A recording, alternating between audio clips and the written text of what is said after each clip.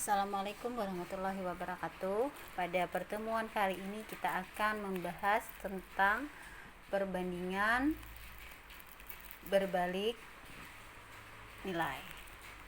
Ciri dari perbandingan berbalik nilai, kalau ada dua besaran misalnya A dan B, maka cirinya jika A semakin besar maka nilai B-nya semakin kecil. Demikian juga sebaliknya, jika A semakin kecil maka B-nya semakin besar. Untuk lebih jelasnya kita perhatikan contoh di bawah ini. Ada suatu bus akan digunakan untuk melakukan perjalanan sejauh 240 km per jam. Kecepatan rata-rata yang satuannya dalam kilometer per jam dan lamanya waktu yang dibutuhkan bus yang satuannya dalam jam disajikan dalam tabel berikut. Ini tabelnya. Pertanyaannya ada 3. Yang A, kalian diminta menggambarkan grafik antara kecepatan dengan waktu. Kemudian yang B, kalian diminta menuliskan dalam bentuk persamaan. Kemudian yang terakhir, jika kecepatan rata-ratanya 75 km per jam, berapa lama waktu atau waktunya yang ditanyakan, berapa waktu yang dibutuhkan untuk menempuh jarak tersebut. Jaraknya sama, yaitu sebesar 240 km per 240 km. Nah, kita lihat tabelnya di sini untuk kecepatan. Nilainya kan 30 menjadi 40 menjadi 60 menjadi 80. Berarti nilainya semakin besar atau semakin bertambah. Kemudian untuk waktu yang mula-mula 8 menjadi 6 jadi 4 menjadi 3, nilainya semakin kecil. Yang kecepatannya semakin besar, yang waktunya semakin kecil, kan berbalik nih. Nah, sehingga makanya contoh ini merupakan contoh dari perbandingan yang berbalik nilai. Untuk jawaban yang A, untuk menjawab bagaimana cara menggambarkan grafiknya, ini kita tetapkan sebagai sumbu X untuk kecepatan. Berarti nanti nilainya paling besar 80, nanti dipakai kelipatan 10. Berarti nanti ada 10, 20, 30, 40, 50, 60, 70, terakhir 80. Kemudian ini kita tetapkan sebagai sumbu Y. Paling besar adalah 8. Kita pakai skala satuan biasa, berarti nanti ada 1, 2, 3, 4, 5, 6, 7 sampai terakhir 8. Jadi langkah pertama kita gambarkan sumbu X dan sumbu Y.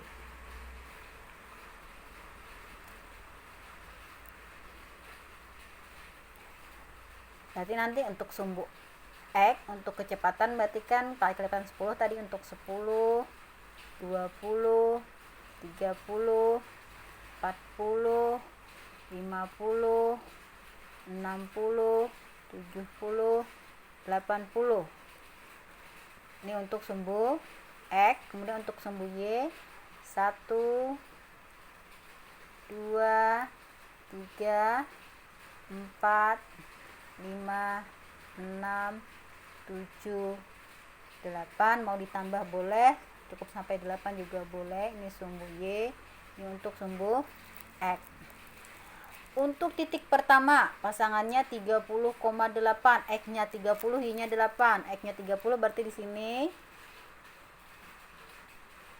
8-nya berarti di sini kita hubungkan.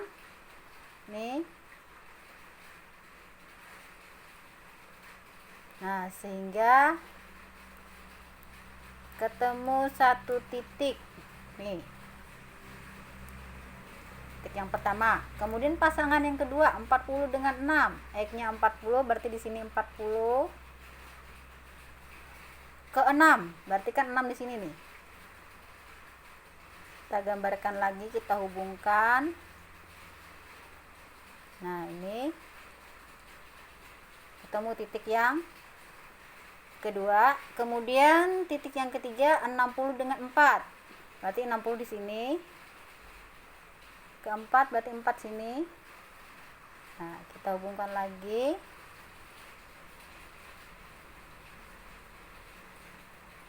Ketemu titik yang ketiga, titik yang terakhir 80 dengan 3. 80 sini yang ujung 3, berarti di bawahnya lagi. Ini 3. Nah, ketemu titik yang keempat, titik yang terakhir. Lalu kita hubungkan keempat titik ini, kita lukis lebih tepatnya.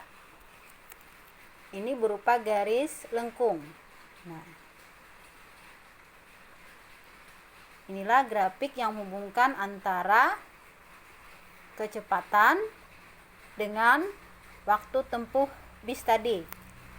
Jadi secara umum grafik dari perbandingan berbalik nilai seperti ini. Untuk sumbu X, ini untuk sumbu Y. Berarti secara umum gambarnya seperti ini. Nah, untuk lebih bagusnya grafiknya disajikan sudah ada di buku ini, yang ini grafiknya yang menghubungkan antara kecepatan dengan waktu tempuh. Kemudian untuk pertanyaan B diminta dalam bentuk persamaan. Nah, misalnya kecepatan ini Ibu gunakan variabel A. Untuk waktu, Ibu gunakan variabel B. Kecepatan dikalikan waktu menghasilkan jarak. Jaraknya yang ini. Itu sudah rumus dalam IPA Fisika. Kecepatan dikalikan waktu menghasilkan jarak. Artinya 30 dikalikan 8 hasilnya kan 240. Itu sesuai dengan ilmu fisika. 40 dikali 6 sehingga menghasilkan 240. Demikian juga 60 kali 4 hasilnya juga 240. Demikian juga 80 kali 3 juga menghasilkan 240. Kecepatan dikalikan waktu menghasilkan jarak, yaitu 240. Nah, sehingga karena tadi di sini A, di sini B, maka untuk menjawab pertanyaan B berarti A dikali B sama dengan 240. Sehingga persamaannya boleh kita ubah menjadi A sama dengan 240 dibagi B atau 240 per B, atau bisa juga B sama dengan 240 dibagi A atau 240 per A. Ini yang dimaksud persamaan. Kemudian untuk menjawab pertanyaan C,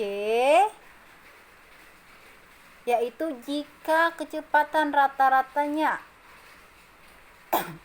75 km per jam, berapa waktu yang diperlukan oleh bus tadi? Nah, caranya ada dua. Cara yang pertama yang ini bisa kita gunakan persamaan yang jawaban B tadi. B sama dengan 240 per A atau A sama dengan 240 per B. Nah, lihat di sini. Sehingga diperoleh waktunya 3,2 jam. Ini waktu yang diperlukan oleh bis tadi. Cara yang kedua, kita gunakan yang ini. Kita gunakan tabel. Tadi kan berbicara antara kecepatan dengan waktu. Nah, di sini ada 4 pilihan nih. Bisa kita pakai yang 30 dengan 8, bisa kita pakai 40 dengan 8 bisa kita pakai 60 dengan 4 bisa kita pakai 80,3. Kalau di sini pakainya 30 dengan 8. Nah, sekarang Ibu jelaskan. Jadi untuk cara kedua kita buat lagi tabel antara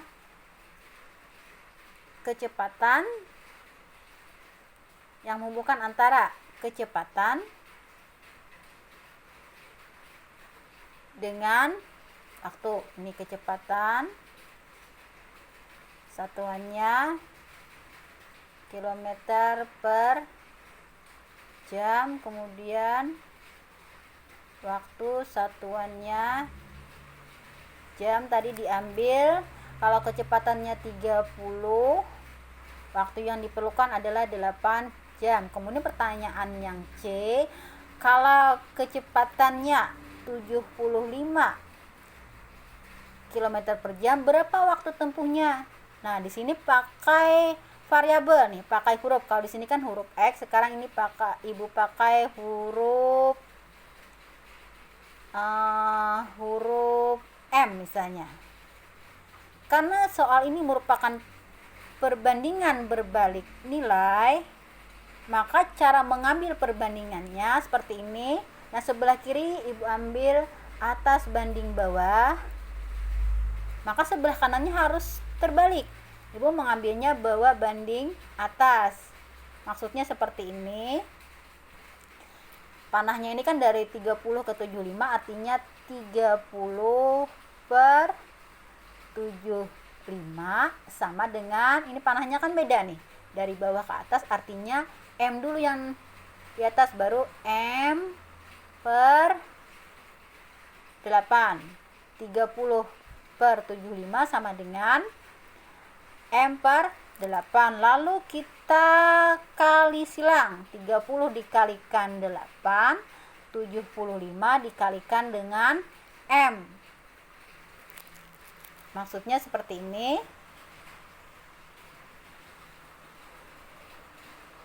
75 kali M sama dengan 30 kali 8.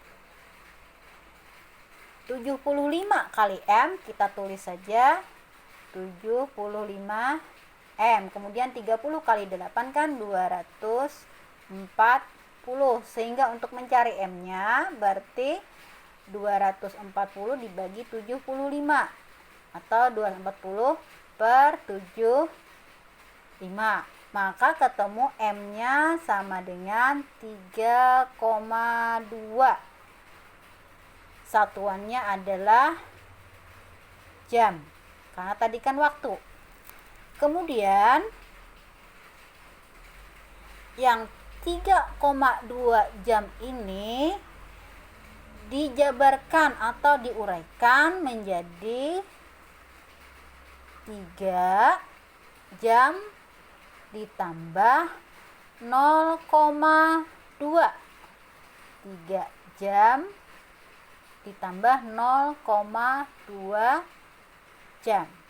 Nah, kemudian yang 0,2 jam ini kita ubah ke menit. Jam diubah ke menit, kita kalikan 60. Nah, sehingga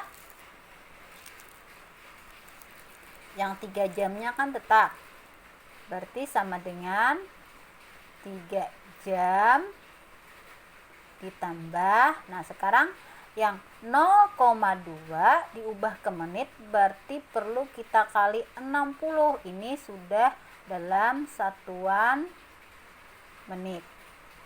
Yang 3 jamnya tetap, 3 jam ditambah,